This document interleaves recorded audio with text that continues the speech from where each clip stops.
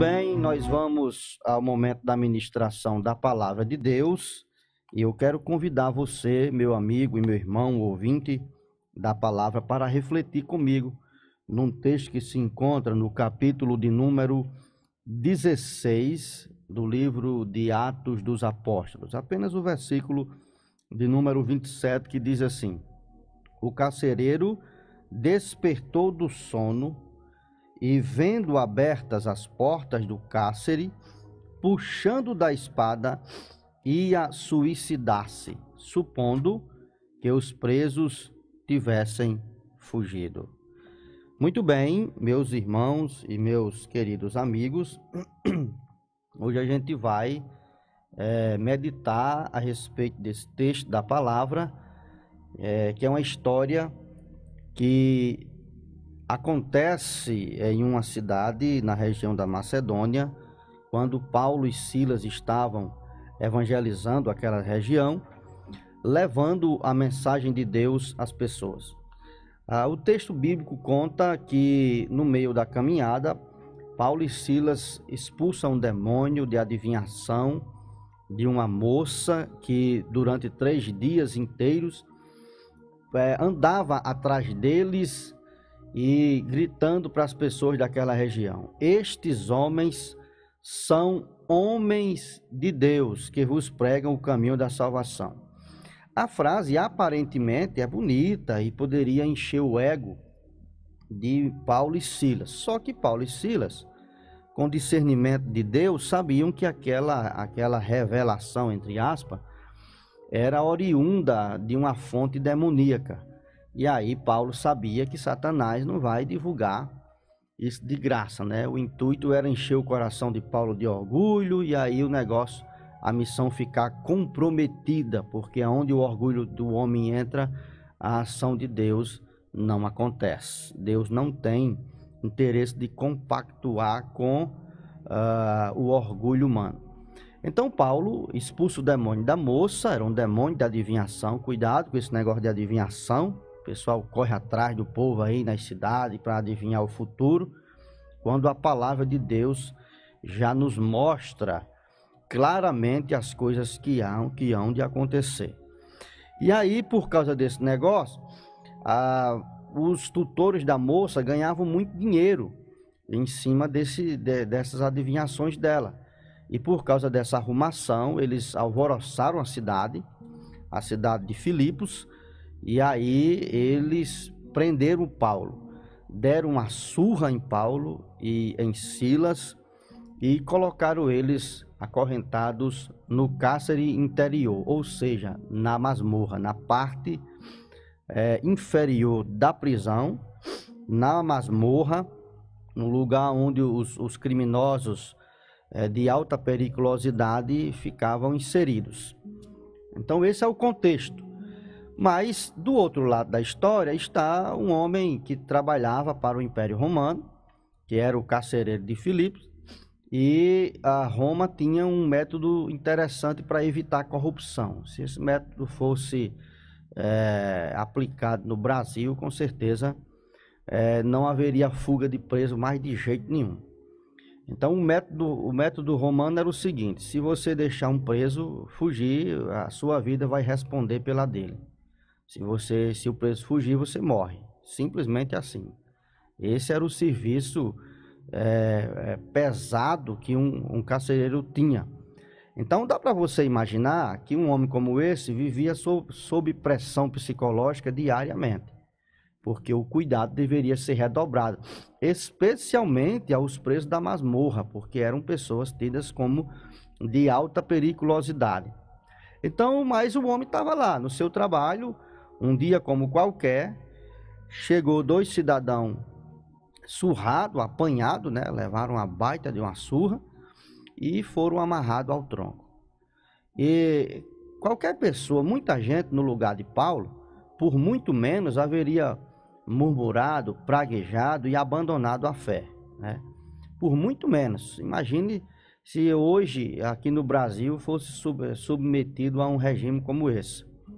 Uma simples pandemia, muita gente abandona a fé, nunca mais pisa na igreja, desaparece do mapa, Imagine, um negócio desse que não é todo mundo que vai pegar e não é todo mundo que vai morrer, né? A taxa de mortalidade, de letalidade ainda é muito baixa comparada a outras epidemias que já houveram no passado, como a peste negra, como a gripe espanhola. Mas um negócio desse que a gente vive, todo mundo, muita gente se some. E é o maior medo de ir na igreja, né? Não tem medo de ir no mercado, não tem medo de ir no banco tirar dinheiro, não tem medo de ir na praça, não tem medo de ir no restaurante. Mas na igreja é um medo danado, né? Como se a doença só tivesse na igreja. Agora imagine se o cara tivesse prometido uma pizza, que nem o apóstolo Paulo e Silas foram submetidos a esse julgamento. Mas a Bíblia revela que à meia-noite a atitude de Paulo e Silas era diferente da atitude do carcereiro. A Bíblia diz: à meia-noite Paulo e Silas orava e cantava. Quem é que tem disponibilidade para orar e cantar depois de ter sido vituperado, tal qual Paulo e Silas, ridicularizado em praça pública por ter feito um bem a uma pobre moça que vivia aprisionada por um espírito imundo e dando lucro às pessoas que subjugavam ela? E sofre uma baita de uma pisa e é amarrado, acorrentado ao tronco para não ter nem como se mexer, pés e mãos amarrados. E à meia-noite a Bíblia diz que Paulo e Silas cantavam e oravam. Esse negócio é inerente a quem tem uma vida cheia de graça, quem tem consciência de que servir a Deus e passar determinadas coisas por causa do Evangelho, ao invés de ser um estigma de a pessoa se vitimizar, é motivo de gratidão poder sofrer pelo nome do Evangelho. Do outro lado da balança estava o carcereiro de Filipos. A Bíblia diz que ele estava dormindo, ou seja, numa situação confortável, né? Deveria ter alguma hora da noite passado revista, todas as portas trancadas, todo mundo preso, tranquilo ali. E aí eu vou tirar uma soneca. Mas enquanto Paulo e Silas cantavam, a Bíblia diz que os demais companheiros de prisão ouviam eles cantando e orando. Isso quer dizer que a nossa atitude em face de algumas dificuldades que a gente possa passar vão determinar tranquilamente as coisas que a gente deve, as coisas que devem acontecer posteriormente nas nossas vidas. E foi aquilo, a Bíblia diz que eles ouviam, eles escutavam atentamente Paulo e Silas orando e cantando. Ora, um monte de gente ali, destinado da vida, já sem solução, humanamente falando, sem remédio, homens maus que estavam ali, muitos deles já condenados à morte, agora olham para dois homens surrados, amarrados ao tronco, e dá para chamar a atenção mesmo, minha gente. Eles estavam orando e estavam cantando ao nome do Senhor. Eles estavam fazendo a obra. E aí, à meia-noite, surgiu um terremoto. O terremoto sacudiu os alicerces da prisão, e a gente aprende uma lição interessante sobre isso. Não existe cadeia, não existe dificuldade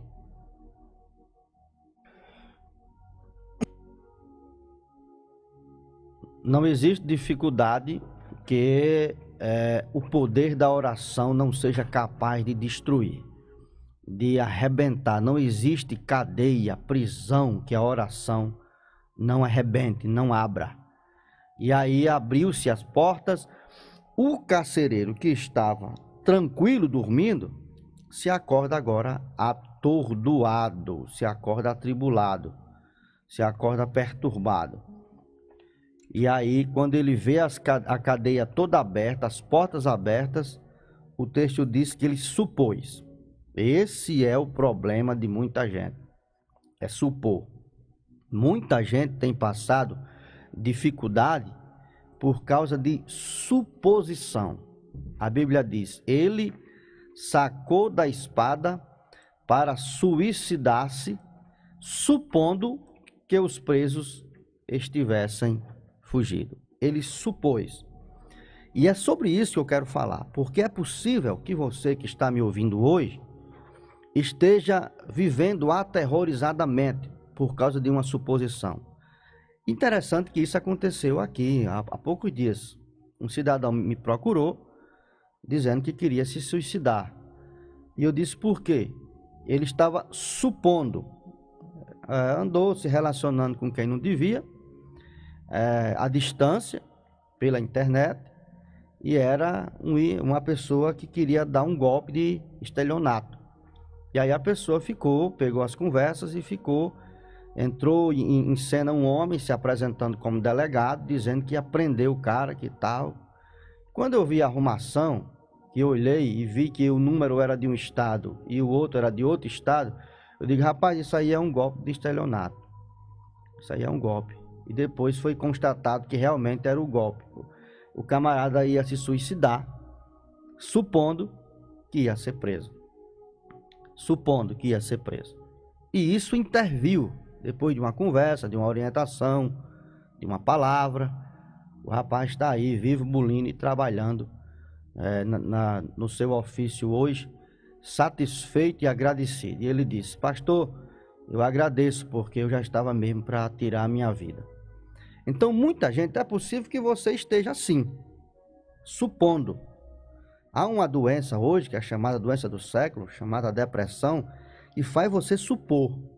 Sua vida está bem, você tem família, tem filhos, tem esposo, tem esposa, tem pai, tem mãe, tá tudo tranquilo, tem um lar. Você quer ver vida ruim? Você acha que a sua vida é ruim? Vai em São Paulo. Eu levei meu filho, quando eu morava em São Paulo, na Cracolândia, para ele ver a situação daquele povo. Eu disse, olha filho, preste atenção, isso aí, você está vendo isso aí? São pessoas que tomaram decisões erradas. E muitos delas aí são filhos de crente, que cresceram na igreja, que viviam na igreja. Quando ficaram rapazinho, mocinha, inventaram de viver a sua própria vida longe de Deus e pararam aí. Isso é resultado de desobediência, que não é todo mundo que é produto do meio. Muita gente não é produto do meio. Muita gente faz as escolhas erradas mesmo, baseado na sua cabeça dura e na sua rebeldia com Deus. Então eu mostrei, levei meu filho lá. Esses zumbis que você está vendo aí, já foram pessoas saudáveis, muitos trabalhavam, muitos tinham empregos sensacionais, viviam bem de vida, foram arrastados pela maldita droga para essa vida miserável, e que só Deus é capaz de libertar eles desse negócio aí. Então talvez você esteja supondo. A depressão é uma doença que faz você supor. É você supor. Você olha para Paulo e Silas todo arrebentado, todo machucado, mas com o coração cheio de esperança e convicção. Quem tem Deus tem esperança e convicção. E não permita que pensamentos maus sobrevenham à sua cabeça para você tirar sua vida, para você se suicidar, você se matar. Tem jeito, para a sua vida tem jeito. Uma vez há muitos anos, isso foi em 2004, eu fazia um trabalho de evangelismo em algumas comunidades no Vale de Apodi. E eu fazia um estudo bíblico já próximo à divisa com o município de Caraúbas, numa comunidade. Eu ia ministrar estudo e tinha plantio de arroz. O Vale de Apodi é muito rico em plantação de arroz. E o arroz estava alto, quase da altura da cerca. E eu ia passando na minha bicicleta e vi que o arroz começou assim a abrir e fechar, desde longe. E quando de repente saiu um homem de dentro do arroz, gritando, pare aí, pare aí, pare aí, pulou a cerca com tudo e correu atrás de mim. Eu digo, esse homem vai me dar um esmurro, eu vou correr. Fiz carreira na bicicleta e o cara não desistiu, gritando para me parar. E quando eu vi que não era o que eu pensava, eu supus, e aí eu parei a bicicleta. E o homem chegou para mim, ele vinha muito cansado. Ele disse: pelo amor de Deus, me ajude. Eu disse: o que é? Ele disse: faz 20 dias que eu planejo suicídio. E a minha família faz 20 dias que não dorme, que não tem paz, não tem sossego. Ontem, à meia-noite, a minha família não aguentou e dormiu, todo mundo. Eu peguei uma corda, fui lá para aquele pé de pereiro, e aí mostrou o pé de pereiro em cima de um alto. Subi no pé de pereiro, amarrei a corda, pus no pescoço para pular, e olhei para o céu e disse: Deus, se tu existe, me ajude. Ele disse: uma voz bradou dos céus e disse: procure o crente que passa toda semana na frente da sua casa, e ele vai te ajudar. E o homem disse: o crente é você, é o único que passa aqui. Pelo amor de Deus, me ajude.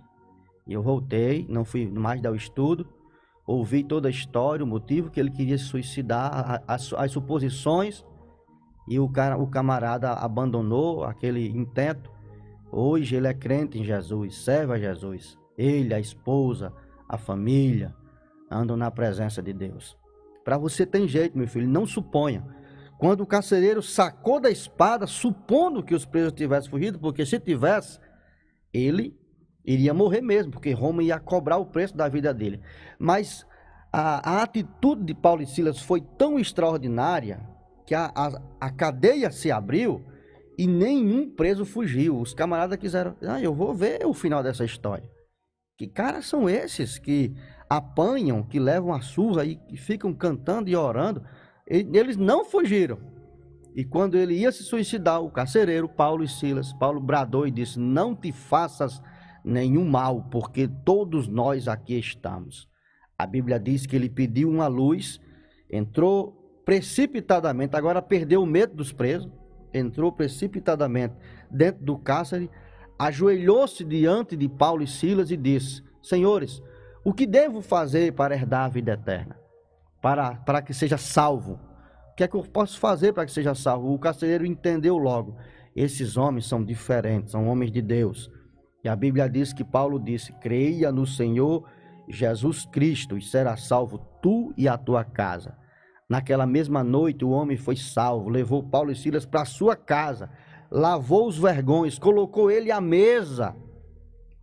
E a Bíblia diz, no final do texto, a Bíblia diz: e agora manifestavam grande alegria por terem crido em Deus.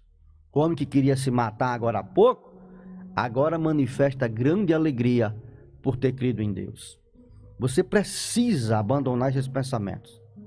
Não te faças nenhum mal. É mentira da depressão, é mentira desses pensamentos, é mentira dessas circunstâncias. Você não pode tirar a sua vida por causa de nenhuma situação, nenhuma condição. Se volte para Jesus, creia em Jesus. Hoje, nessa manhã, Deus quer mudar a sua história. Hoje, agora, nessa manhã, Deus quer transformar essa situação negra e obscura em uma situação de claridade. Eu quero lhe convidar a aceitar Jesus agora, como Senhor e Salvador de sua vida. É possível que você esteja nessa situação. É possível que a sua vida esteja profundamente atribulada. Hoje Deus quer dar um jeito na sua vida. Hoje, agora. Você quer fazer isso? Eu quero que você, agora, onde você está, você pode orar a Deus nesse momento, dizendo: Senhor, recebe a minha vida nas suas mãos. Eu te aceito como Senhor e como Salvador. Que Deus te abençoe.